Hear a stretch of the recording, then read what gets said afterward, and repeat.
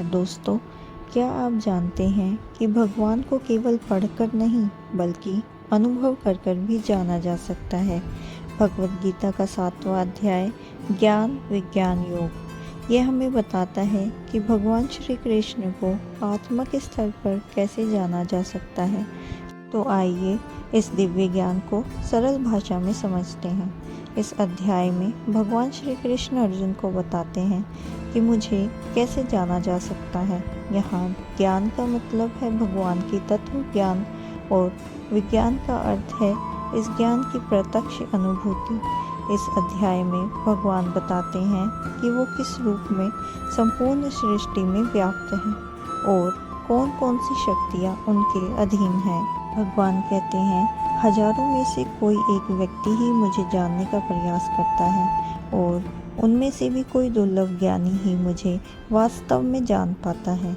भगवान कहते हैं कि उनकी निम्न 8 प्रकार की भौतिक प्रकृति है, जैसे पृथ्वी, जल, अग्नि, वायु, आकाश, मन, बुद्धि और अहंकार। यह सब मेरी अपरा प्रकृति है। भगवान श्री कृष्ण कहते हैं कि जीवात्मा मेरी परा प्रकृति है, सजीव प्राणी मेरी परा प्रकृति है, जो चेतना है और इस जगत को चला रही है। भगवान कहते हैं कि वो इस संपूर्ण सृष्टि के कारक है। इस सब कुछ उन्हीं से उत्पन्न हुआ है और इन्हीं में विलीन होता है। भगवान कहते हैं कि यह माया मेरी ही बनाई हुई है। इसमें 3 गुण होते हैं, शुद्धता, रज और तम। यह माया बहुत बलवान है और केवल वही उसका पार पा सकते हैं जो मेरी शरण में आ जाते हैं। भगवान कहते हैं कि 4 प्रकार के लोग मेरी भक्ति करते हैं। पहला, जो संकट में होते हैं यानी दुखी व्यक्ति। दूसरा, जो धन संपत्ति चाहते हैं यानी इच्छार्थी व्यक्ति। तीसरा, जो जानना चाहते हैं यानी जिज्ञासु व्यक्ति। चौथा, जो मुझे तत्वतः चाहते हैं यानी ज्ञानी व्यक्ति। इसमें से ज्ञानी भक्त मुझे सबसे अति प्रिय है, क्योंकि वह मुझे अपने आत्मस्वरूप के रूप में देखना चाहते हैं। भगवान कहते हैं कि जो लोग देवी देवताओं की पूजा करते हैं वो असल में मेरी ही पूजा कर रहे होते हैं, परंतु वे अविद्या के कारण ऐसा करते हैं। उनके फल सीमित होते हैं। भगवान कहते हैं कि मैं जल में रस हूँ, चंद्रमा और सूर्य में प्रकाश हूँ, ओम में हूँ, वेदों और शब्दों में, मनुष्यों में भी मैं ही हूँ।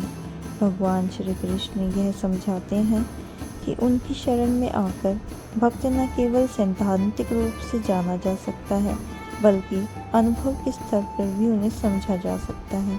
इसीलिए ज्ञान और विज्ञान दोनों ही अति आवश्यक हैं। तो मित्रों, अध्याय 7 में हमने सीखा कि भगवान को केवल पढ़ना या सुनना ही नहीं बल्कि उन्हें अनुभव करना भी ज़रूरी है, और ऐसी अनुभव केवल सच्ची भक्ति और शरणागति से ही संभव है। अगले अध्याय में हम जानेंगे अक्षर ब्रह्म योग, जो जीवन और मृत्यु के रहस्य खोलता है। जुड़े रहिए, श्री कृष्ण की इस दिव्य ज्ञान को अपने जीवन में उतारिए। आशा है आपको ये सार पसंद आया होगा। अगर पसंद आया हो तो वीडियो को लाइक करें, शेयर करें और सब्सक्राइब करना ना भूलें। मिलते हैं अगले अध्याय में।